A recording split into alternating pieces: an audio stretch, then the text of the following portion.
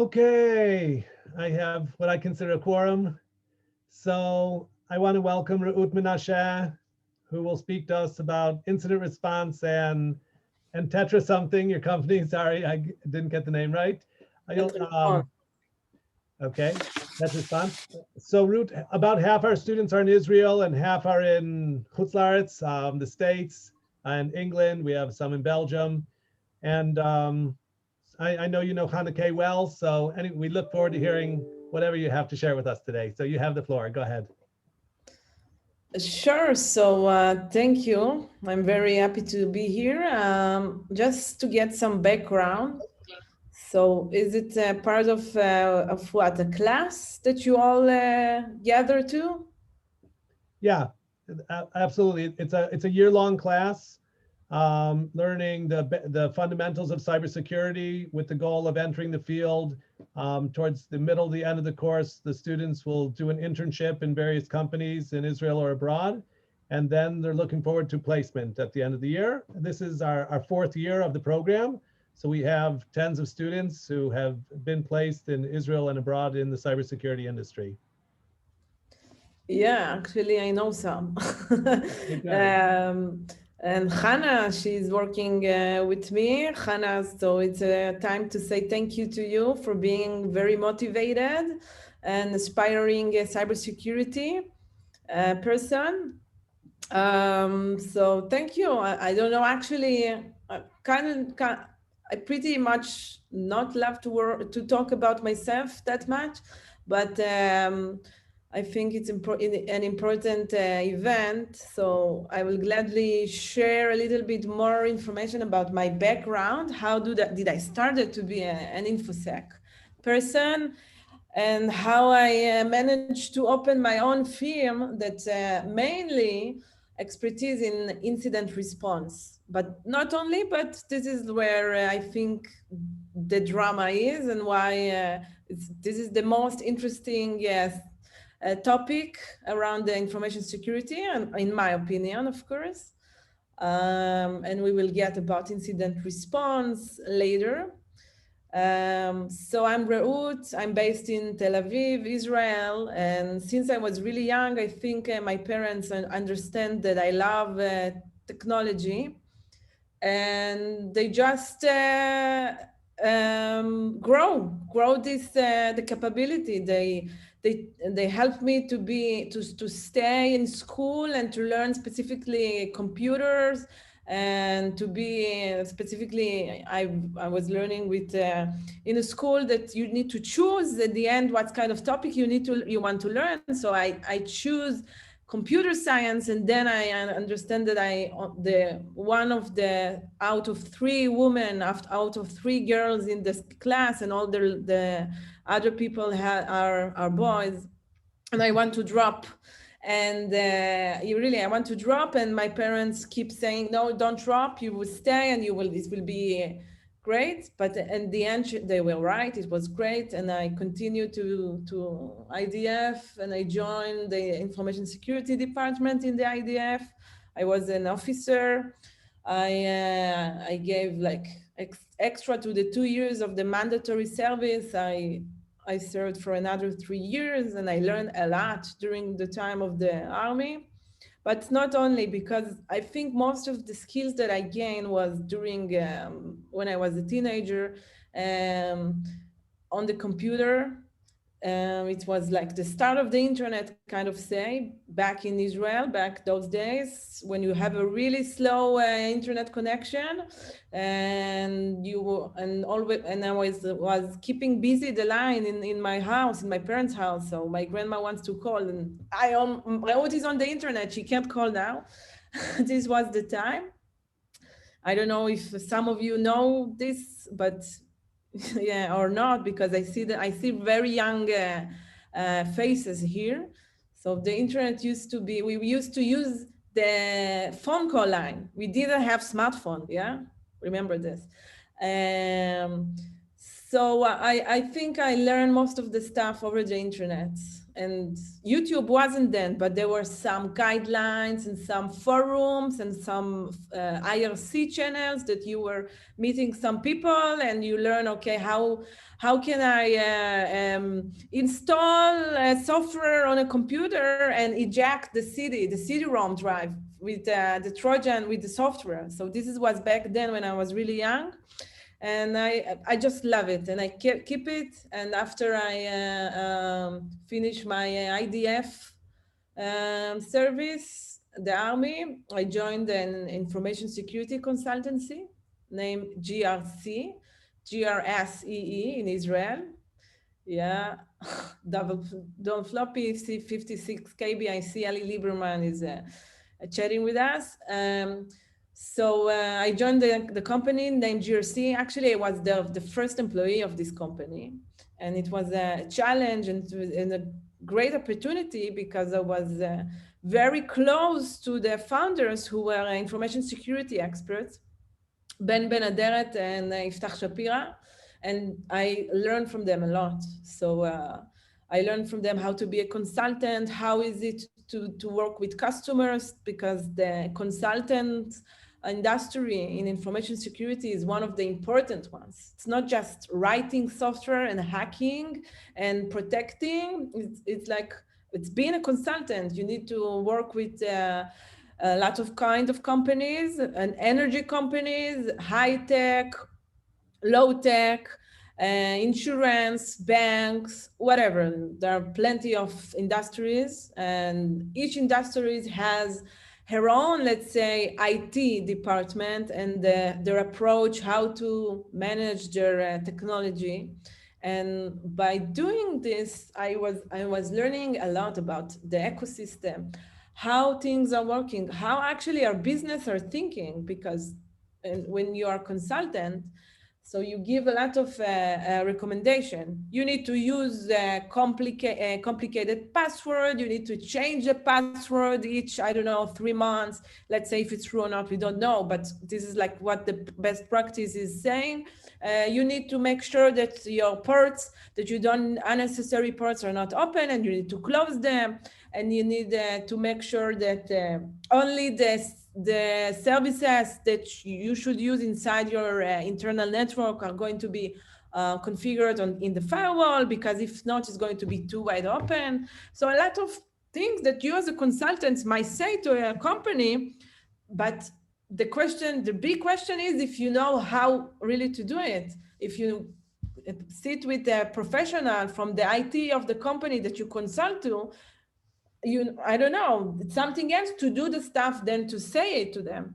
So there is a gap in between, and this is like where you as an expert needs to learn all the time how the things from the business side is looking, how the things like the day-to-day job. If I'm telling it for a company, for an IT department of a company, that you should make sure that the passwords are complicated and you use two-factor authentication. So there are users, the business still needs to run. So you can't be a disabler for the business. So this is the most important thing to remember as a consultant. So you should be a business enabler and not the other side. And this is where security comes and mature, because on the day-to-day, most of the organization, they don't want to be in the hassle of security stuff. It's like a lot of things to do. It's not natural as part of the technology. And unfortunately, I think in the future is going to be more and more part of the day-to-day technology world to put an extra mile on security. So this is where we stand now. So after 3 years, I think, in GRC consulting and seeing a lot of organization around the world, and getting a lot of expertise around governance, risk, compliance, and penetration tests, and risk assessment, and whatever the customers was needed. I was just need to learn it on my own. So I opened my business profile in Israel as a freelancer, let's say, and started to help.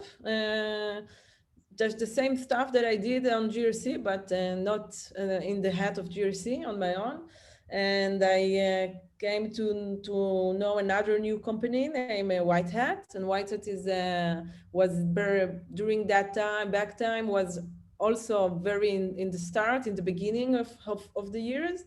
And I took and I learned a lot about, let's say, a new topics around information security, which was threat intelligence.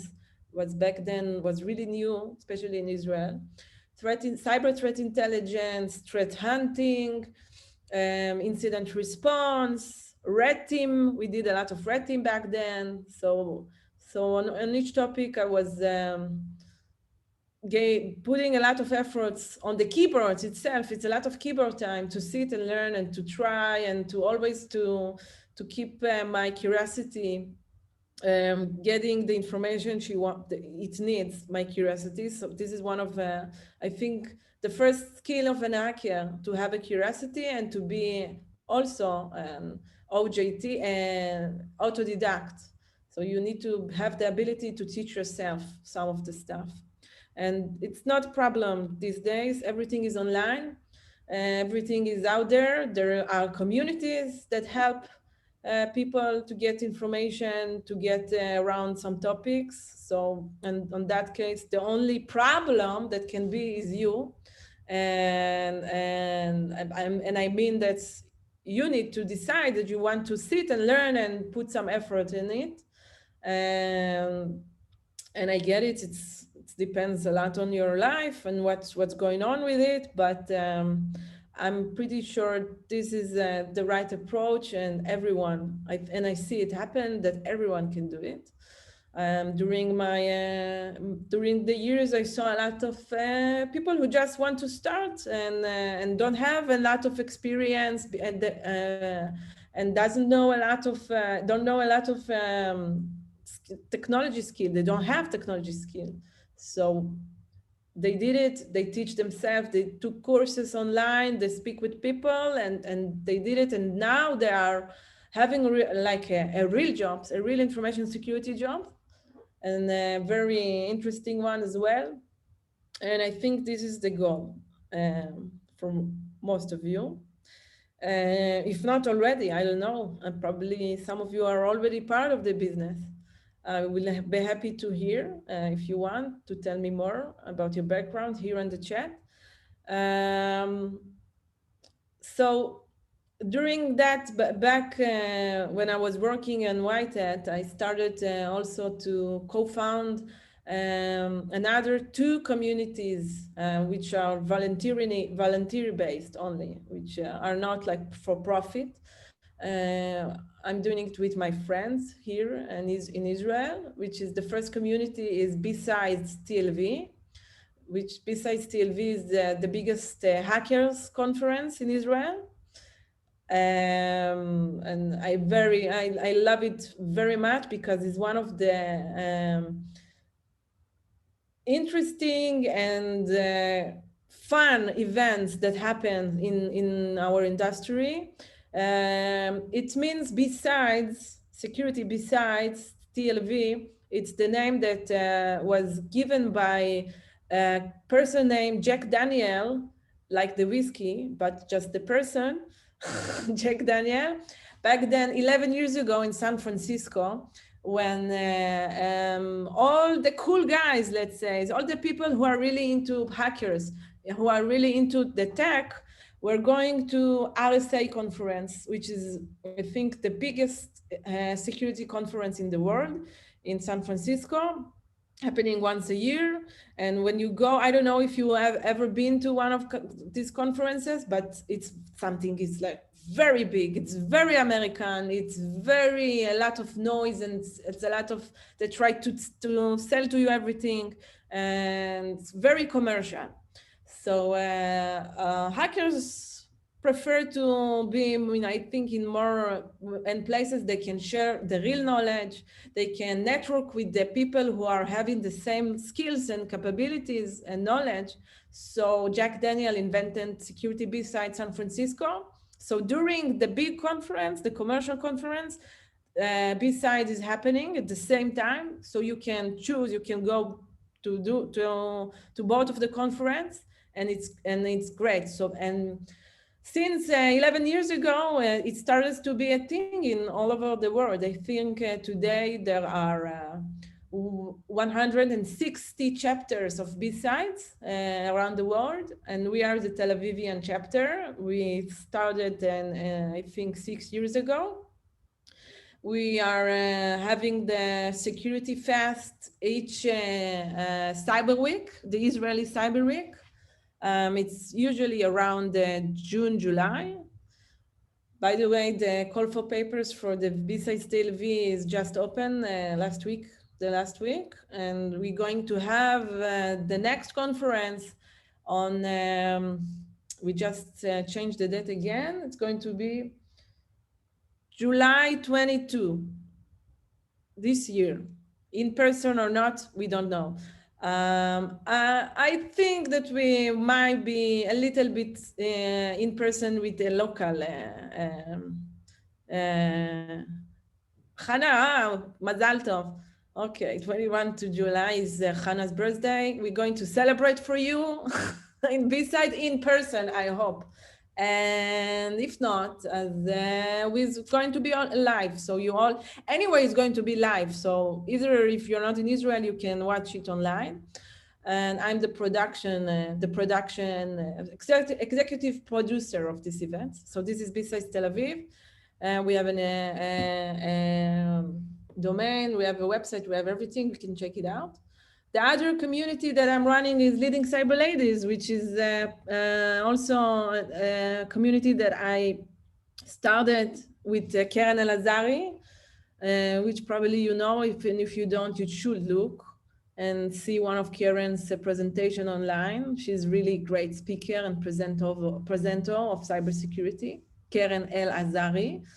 And Leading Cyber Ladies is a community which aims to help ladies to start to their journey in information security and cyber, and not only to start, but to stay and to be and to make more network and to focus and to learn and develop and everything. We actually just had the CTF that I think not only Hannah, but probably more people maybe heard about it, but Hannah she solved one challenge of one of the challenges. And it's CTF, it's contents, capture the flag, where there are online technical challenges in plenty of topics, Wi-Fi, web, containers, whatever, and you should detect the flag inside the technical challenge with the technical web. You actually need to hack the challenge itself, and it's very great way to start if you are a beginner and if you want to learn more about hacking and more about technical skills, because you need to learn how to do the basic stuff. So it's a great opportunity if you want to be more technical and if you want to get into the real stuff.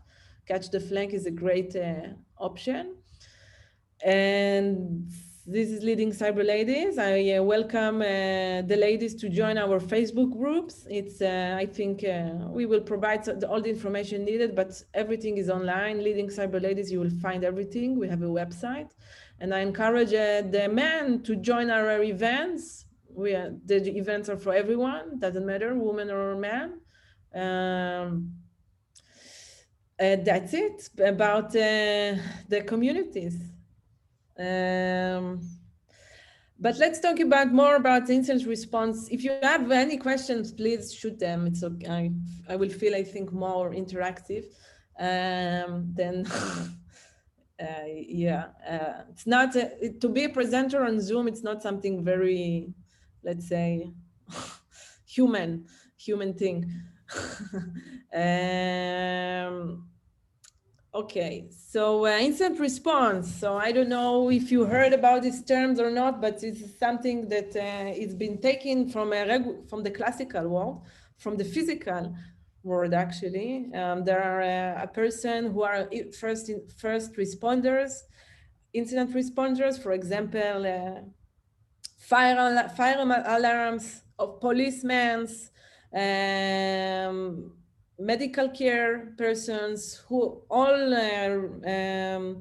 can be defined as first responders and incident responders. Same we have on cyber. So if a company or a person having a breach, having a hacker that hack their systems, um, it can be ransomware attack, it can be stealing information, it can be the opportunity to sell breach information of the company online. There are many ways to attack and to an organization. And usually those organizations don't know what to do, because we have a ransomware now inside the organization. It means that all of our data is encrypted, and maybe our servers is out of work as well, because they encrypt the servers as well, and we cannot operate and we cannot give any services and we cannot help our customers. So the business is basically shut down, and they have no idea what to do. That in the good way, they probably have a backup that they can start to restore all of their data and the files from backup and to help to get into business soon. But it's not enough, because you never know what the hacker did on your network and what kind of tools he leaves behind him. Maybe he put a backdoor. Maybe he will come back again and will demand more money. So in ransomware attack, the incentive of the hackers is mainly money. So in order to release your files that the hacker encrypted, you should pay him.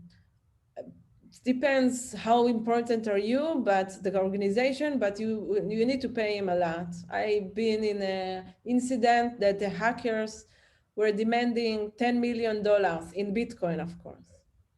And the threat actors who are doing the ransomware attacks are very much, they're very smart. They operate as a business.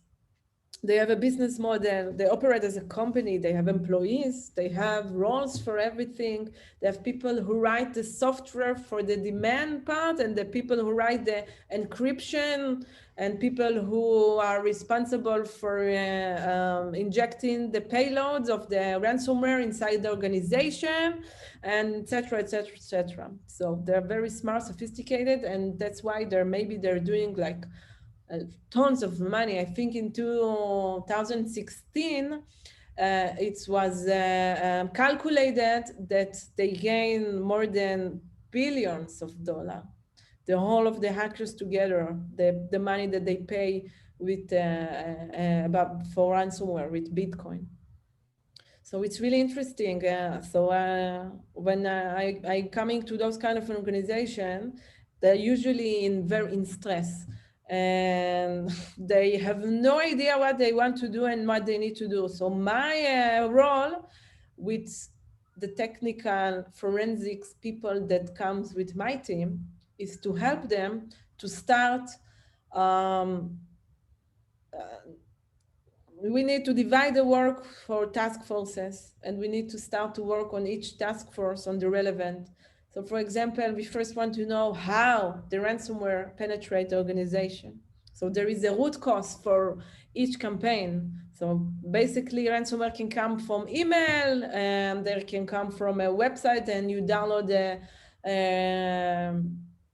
malicious files that going to ransomware your network. It can come through another malware that sells the access to the ransomware gang. So they operate together. One group has the access, and they sell the access to the people who are doing the ransomware. This is something very common also. So there are plenty of ways to penetrate an organization. As an incident responder, my main goal will be to understand how, because when I understand how, I know how to clean.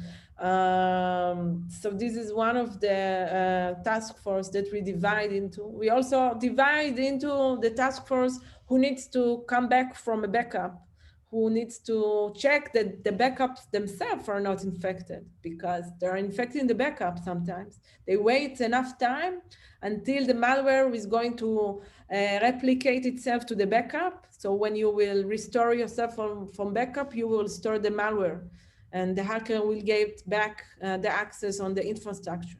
So you need to check this as well. You need to talk with the customers who currently don't get any service. So there is a lot of legal and legal concerns that you need to take into consideration. Sometimes these companies has insurance.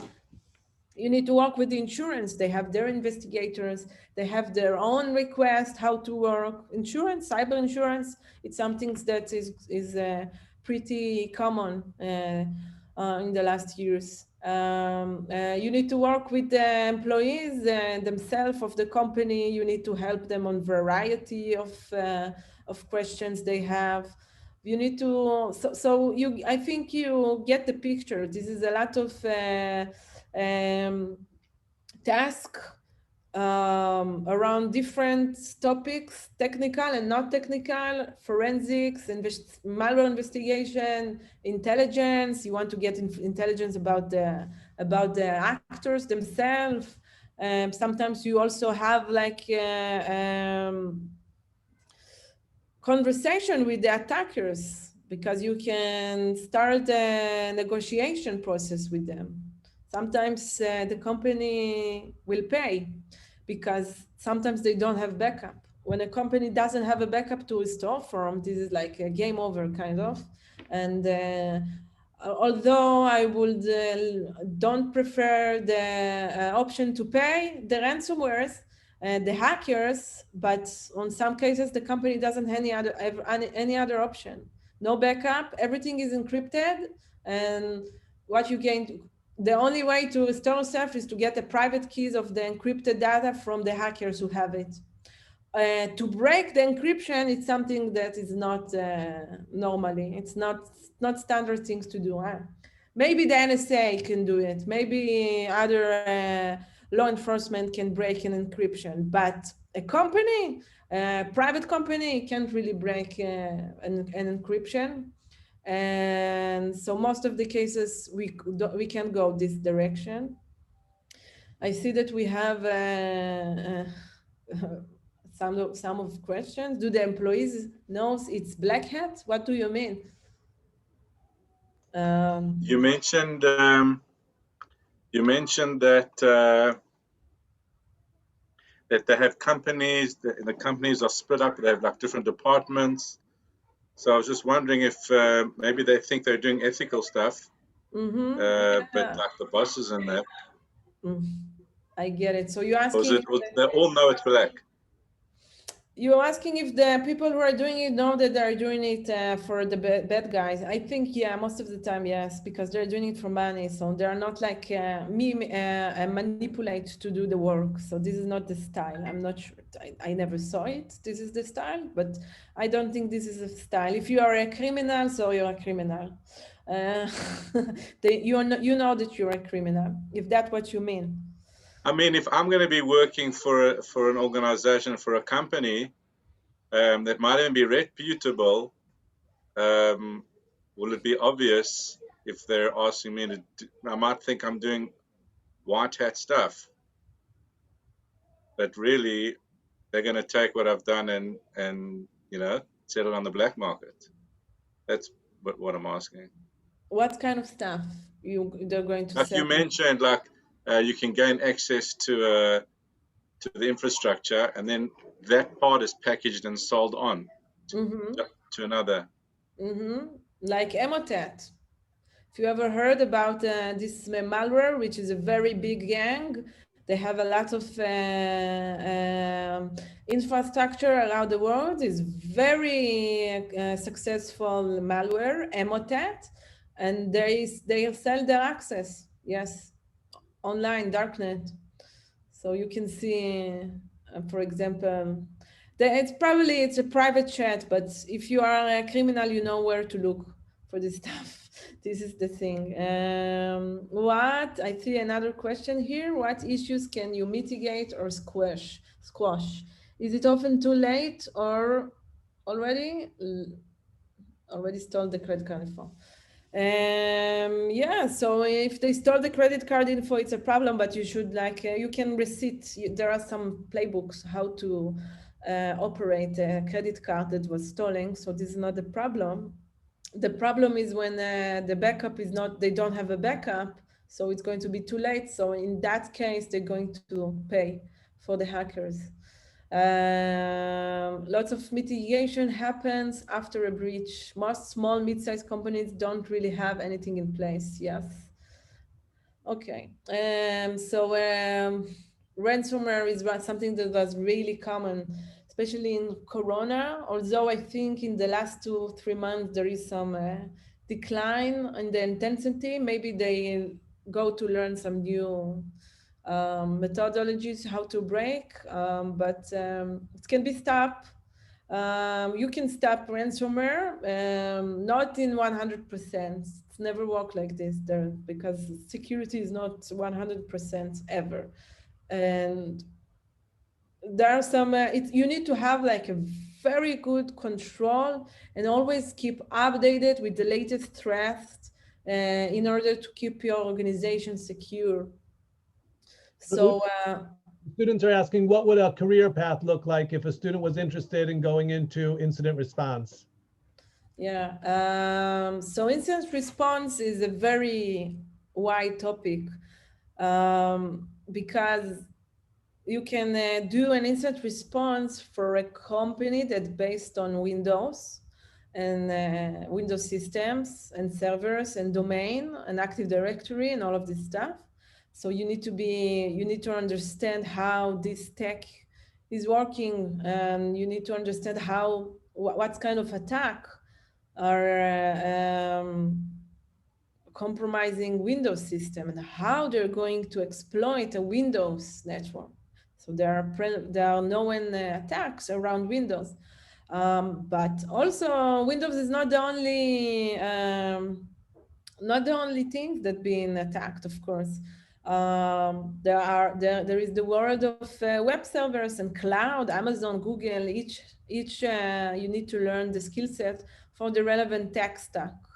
So I would say that I would understand what's going to be your tech stack. So because you can't be an expert in everything, and you can be on top of a lot of stuff, but if you want to take a dive into some topic, you need to learn and you need to gain the expertise of the topic. So for example, if I mention Windows networks, which is very common all over the world, this is like the controlled operation system and network management around most of the organization. So I would start from learning more about Windows attacks and Windows protection methods and what's actually the companies, how do they protect their environment.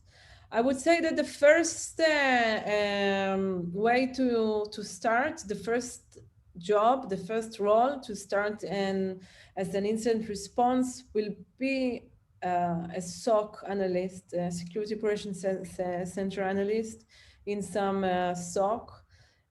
This is not a must, but this is like very easy way to begin. But you need to be careful that you won't stay a non-technical analyst. So you need because when you are SOC tier 1, you can do things very automatically. You have like a document, and in the document it's written that you should step 1, you should look in this section on the firewall for this kind of event. If you do you have a specific guidelines how to investigate stuff, just to forward the information to the second tier, and this is like not a good approach. etc. in security, because these days automation can do this stuff for us. We don't need to be to do the small and the work that is like we say avodat nemalim for ants work for doing the stuff, because we can automate this stuff. The most important thing is to understand what you're doing and what you are looking for, and how you can collect this data, because incident response is not only about investigation. You also need to have the capability to collect the information you need, because the information is not automatically is there. You need to set up the logs, the relevant logs. You need to make sure that the logs are aggregated to aggregator, and you need to have the ability to query for the data in the aggregator, so etc. etc. So there is more the blue team work. It's both detection but also the collection. So in some SOC, an analyst won't do it, but I think this is more of the SIEM engineering part, the person who built the capability of the detection. But this is also important to your skill set as an incident responder, because you need to understand what's going on in the infrastructure that you investigate. This will be my recommendation to start into this. Is there a particular certification that people are looking for to come into incident response? Yeah, so I'm not really have a lot of information around certification. In Israel, it's something that is less important, let's say. I think like in the American market, it's something more officially and more needed. So SANS have great certification and courses around incident response. SANS are really not cheap resource, but this is one of the things that I suggest to look for around the internet. The SANS, I think the name is GIAC.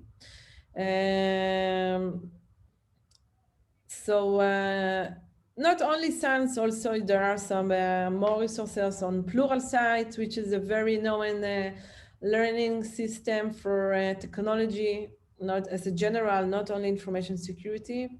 I will answer Rafael question, which is actually the same also for incident response. Rafael is asking what you recommend for someone who is not sure of his specific interest in cybersecurity. This is a great question, because this is the main thing you should do when you begin your journey in the cybersecurity world.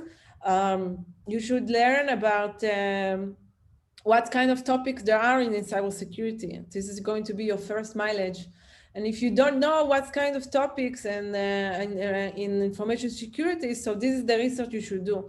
Start understanding what is penetration test, what is cloud information security, what is incident response, SOC analyst, and start to learn. And when you learn and research, you need to start trying.